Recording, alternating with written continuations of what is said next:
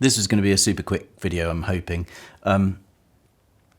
Another thing growing up, while I was working in the church and wanting to pursue God through church work or mission or whatever, I was told by so many people, and it was also said in services a lot, was waiting on God. Now, I've done a super fast look through the Bible again to try and understand where this comes from. And I think it's actually another aspect of control that this sort of church uses. Waiting on God to renew your strength in Isaiah, we know that stuff. Waiting on the Holy Spirit in Acts, essentially, in order for the church to be built in the early Acts, that church needed the Holy Spirit.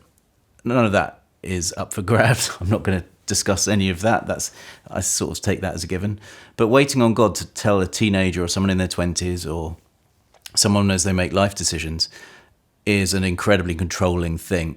Yes, listen to God, fine, but waiting on God. The reason I'm just going to quickly extract this as being negative is here. So the first is when we wait on God in services, as in church services, celebrations, meetings, whatever you call them. This is quite, again, controlling language. The person that says, let's wait on God, is somehow the traffic light system for the Holy Spirit or for God to move amongst everyone. Who indicates when the green light's on? That then taken, so that's a language that I grew up understanding. Well, let's wait on God. Who then hears, as I said, who indicates that the green light's now playing? That's the first question. But as you get used to hearing that, when you speak to that same person, whether it's the church leader or whoever's on stage or whoever has responsibility over you, they then say, let's wait on God. Now, when that was my life decisions, like where am I going to live? Where am I going to work? Who am I going to be a disciple of? And we'd wait on God. If that decision potentially could benefit the person that's suggesting it, it becomes pretty dark and miserable. So I remember hearing Mike Breen speak in Sheffield when it was in the Philadelphia, I think it was called. This would have been about 2002, something like that.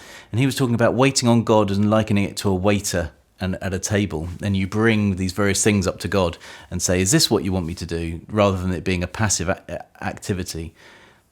I mean, say what you will about him. I think there's quite a lot of people that have a certain feeling. But again, that was a complete misunderstanding, I think, of this.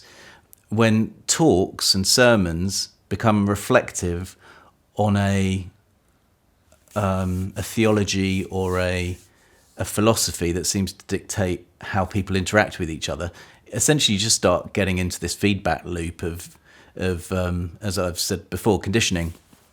So I kind of want to throw that out. Waiting on God, I think, is a complete misnomer. Don't tell me what I should be waiting for. As I said in other videos, Pilavacci said he would be in touch when he would invite me and someone else to go and start a church in Australia. I waited not on God. I waited for Pilavacci to remember me, but obviously he'd forgotten who I was because there was someone else to wrestle with, etc. This is just such destructive terminology, and I think it's just dark and miserable. I'd love to hear what you think. This is a super fast video, I'm hoping. But yeah, I'm really interested to see what you think about this. Tell me if you think it's biblical. I just don't think it is. I don't think people who are older than you are church leaders. They don't hear God for us. On the whole, they don't. And they certainly are. We aren't certainly front of their mind. We are front of God's mind, but we're not front of their mind. And they essentially will stand in the way of what God might have for us. So I think there's very much we have a responsibility as Christians to learn to hear God, to learn to wait, to learn to hear him in the quiet. But our responsibility is never to replace that and stand in someone else's way as they learn to listen. That evangelical kind of tradition has been too destructive for too long and kept people from flourishing, which is essentially the job, to being dependent. And this is another way that that's happened. Again, I'd love to hear what you think. Thanks, everyone.